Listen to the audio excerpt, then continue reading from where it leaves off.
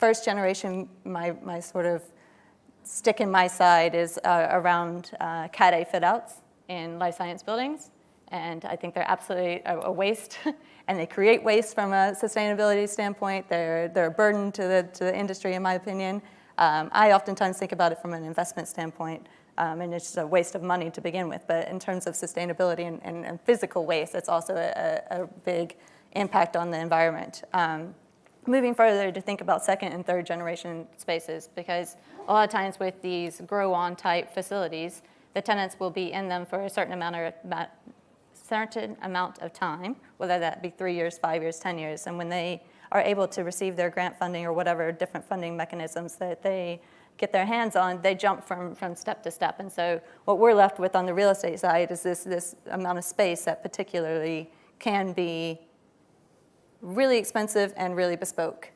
And what do you do with that space? Do you enforce the lapse? Do you have the tenants pull it out? Do you return it back to a shell condition? And you just spent that 250, 300 pounds a foot on that space 3 years ago. So how can you start to proactively engage with your tenant base on protecting that second and third generation value?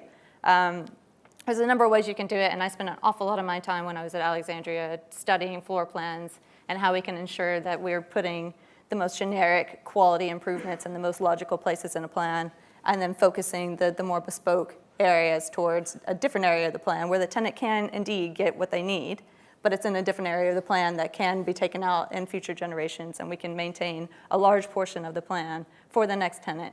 So that aids our leasing team, it aids our finance team, and ultimately it aids the sustainability agenda in a way we can actually practically enforce. So you can do that in a number of ways, whether that be us leading by example, building out the spaces ourselves, or really providing templates, agendas, guidelines, and enforcing some of these mechanisms with our tenants that do their own fit outs.